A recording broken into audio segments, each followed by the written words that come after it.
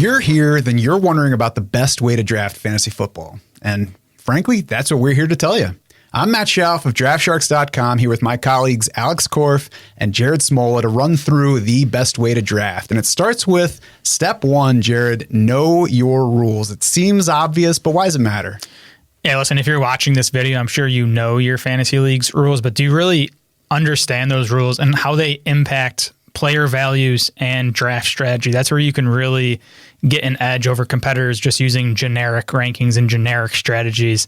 Just as a couple examples, PPR scoring drastically changes player values, both at the same position and across different positions. Pass catching running backs are going to gain quite a bit of value. Running backs as a whole generally lose value versus wide receivers in PPR leagues. Starting requirements in your league matter a ton too. You'd be surprised just how much more valuable wide receivers are in leagues that require you to start 3 each week versus leagues that require you to start just 2.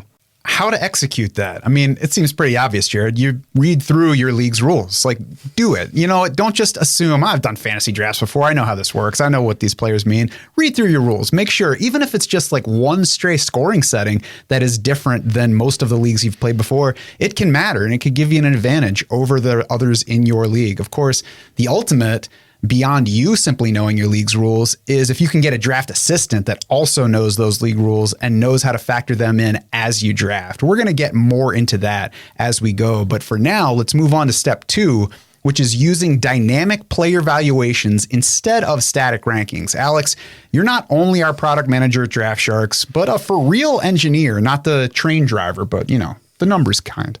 Why do dynamic player valuations matter and what makes them dynamic? Yeah, so static rankings are a good way to start and a good way to look at it. But as your draft occurs, things change. Positional scarcity will change as players are drafted. Your pool to compare will change.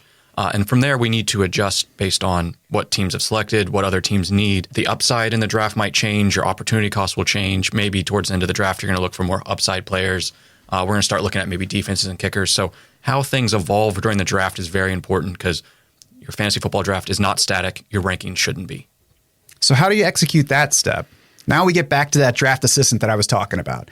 That's our draft war room, and it imports all your league settings. So it starts you with player values that are customized to fit your format. That means player rankings that are customized to fit your format. And then it dynamically updates those values as you draft. So as you take players, as your league mates take players, everybody's needs change, what's available changes. All of these things are continually changing as you draft. The draft war room knows it. It's calculating all of it for you so that you don't have to be doing all the math in your head because we're not all engineers like Alex over here. So step 3, now that we've got those two down, we don't want to underestimate positional scarcity. And Jared, that's a key component to value-based drafting, which has been at our core for the 25 years that DraftSharks.com has been alive. Why don't you tell us a little bit more about that aspect? Yeah, this one might seem counterintuitive, but you know, the raw number of fantasy points we're projecting a player to score is not what's most important. It's how many points that player is going to score versus everyone else at their position. So just as an example, let's say we have a running back projected to score 200 points. That running back is a lot more valuable if the rest of the running backs are projected to score 100 and below versus if you had running backs projected for 190, 180, 185, you know, and a bunch of other running backs close to that running back. So that's what value-based drafting is. It's comparing each player across the rest of the pool at that position. What that allows us to do is not only compare players at the same position, but more importantly, compare players across positions. Is this running back more valuable than this wide receiver? How does this quarterback versus this tight end compare? Value-based projections and rankings help us do that. So how do you execute not underestimating positional scarcity? I mean, even if you didn't realize it, you've probably already been doing this to some degree. You've probably been value-based drafting as you go. You know that in most cases, you're not taking a quarterback in the first round, even though a quarterback is probably going to lead your league in scoring. You probably start with a receiver or a running back because that positional scarcity, the number that you have to start in your league, makes those guys more valuable. But value-based drafting becomes more of a challenge the further you get into your draft. And if you have any out of the ordinary scoring or lineup settings, if you use IDPs, if you have tight end premium scoring, if you have an extra flex spot, all of that affects player values. All of it affects how you should value those players throughout your draft. And then, of course, as everybody starts picking players, those values are going to change further.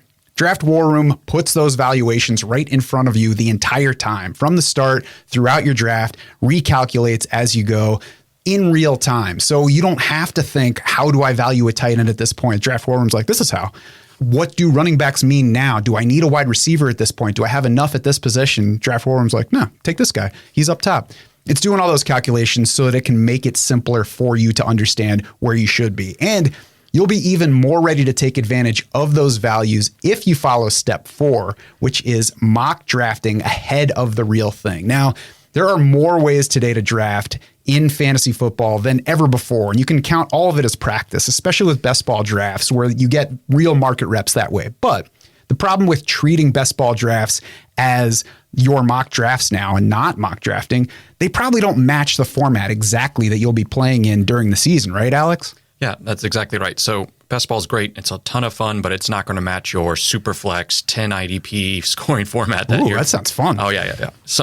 I mean, leagues are special. Leagues are fun. You want to play in different variations. So you need to find a mock draft tool that fits that format, and then you can get your reps in. So practice makes perfect. Definitely go through, draft from different positions, in particular if you don't know where you're going to be drafting. And then you can look at different team builds. Maybe try out some zero RB. See if you like that team, that final product. Try robust RB. Maybe you're high T. Go running back. And then take a look at what happens to your wide receivers or your tight ends or your quarterbacks. I like to look at, in particular, drafting a quarterback early and a tight end, and then seeing how the value of your running back or your wide receiver position, like how those look. Do you like that team at the end of the day? Get some reps in. Definitely look at that. And then you can also identify those kind of dead zones. Maybe you get to round 12 and there's no wide receivers that you like anymore. There's not that many people in round 12 maybe you like at all, but you know where you want to be selecting players just because you have those reps.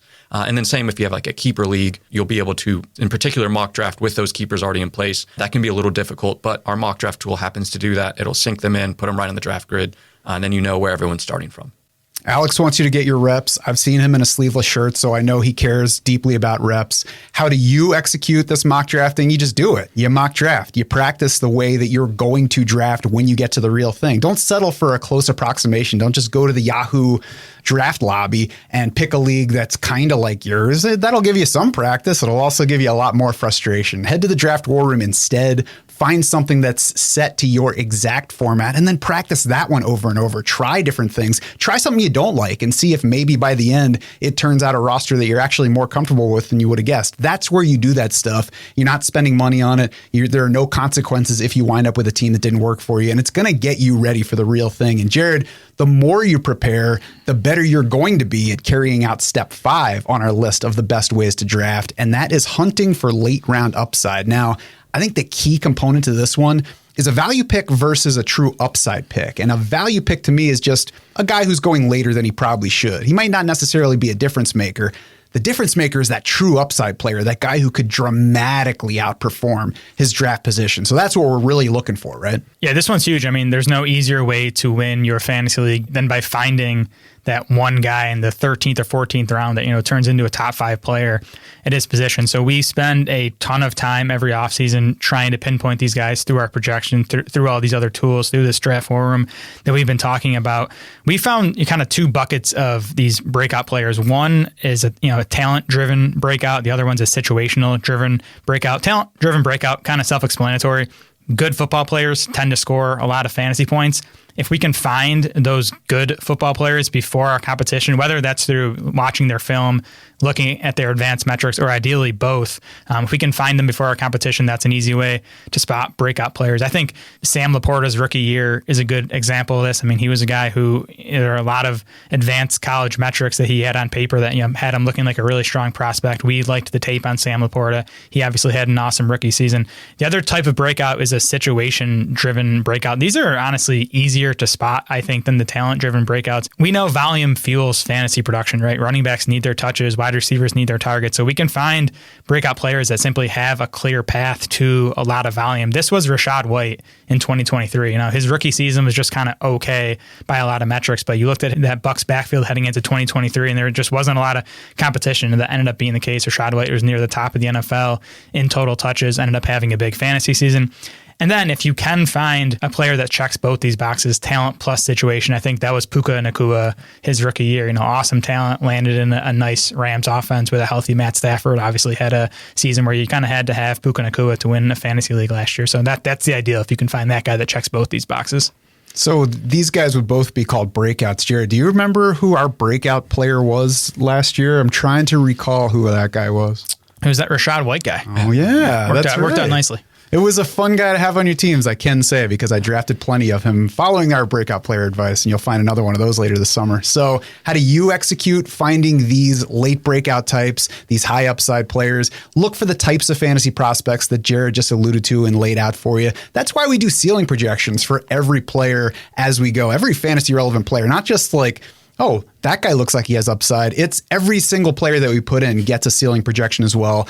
On top of that, a likelihood of actually hitting that ceiling, because, we might see ceiling potential, but there are some guys who are like, just one thing needs to break right for him to really take off. And there are others who nobody sees coming. You see that ceiling and maybe there's a less of a likelihood of him reaching at. All of that goes together into upside mode in your draft war room. That automatically switches on in the midway point of your draft so that when you get to those later rounds where you want to shoot for that ceiling, where you want to get those potential league winners, we're highlighting them for you.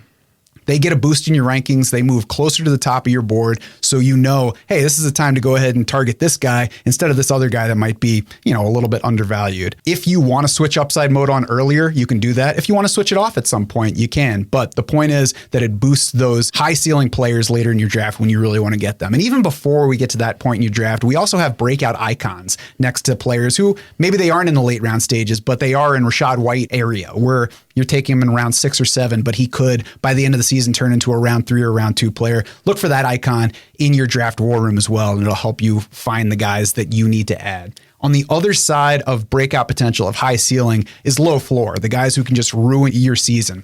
We want to avoid busts by managing risks. That is step 6 on this list of the best ways to draft. Alex, how do we go about spotting that bust potential? Yeah, well, one of the big things we're looking for that can absolutely destroy a season and create a bust is an injury risk.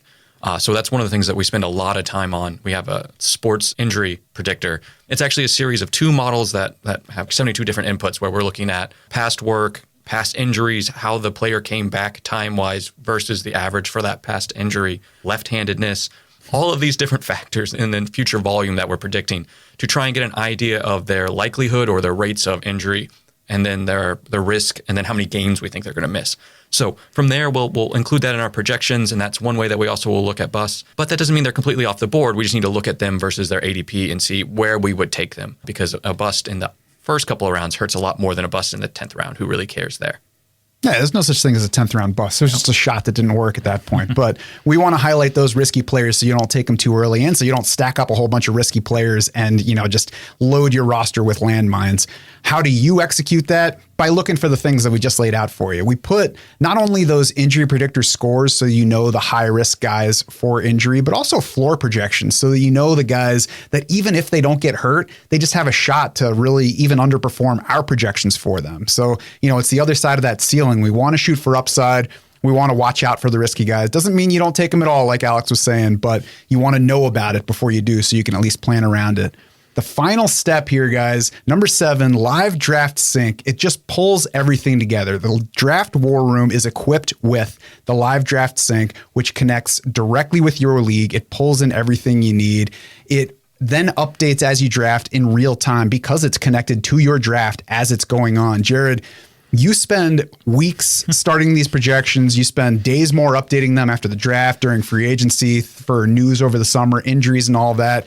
You continuously update them. So, by July and August draft season, all these guys. Do you still use the draft war room when you're drafting? Yeah, my wife would tell you I spend way too much time thinking about and tinkering projections, but I definitely still use the draft war room. Listen, you can know every player. You can know everything there is to know about the NFL, but when you're in, 20 different fantasy leagues, like I know some people out there are, and these all have different rules and different starting lineup requirements. You need a tool that can custom rank players based on that specific league. You need a tool that, dynamically changes these player values throughout the draft in real time based on your team needs, based on all these factors we've been talking about. So yeah, I mean, I feel like I'd be at a disadvantage if I was drafting without the draft war room. And let's say you're not in 20 plus leagues. Maybe you're in 2.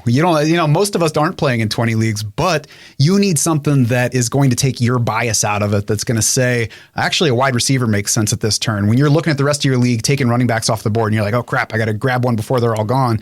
Draft war room would be like, dude, it's fine. They're not taking the good ones. You should go ahead and take a wide receiver right here. And you don't have to be a dude, by the way. You can say, excuse me, miss, you can take this player right here as well.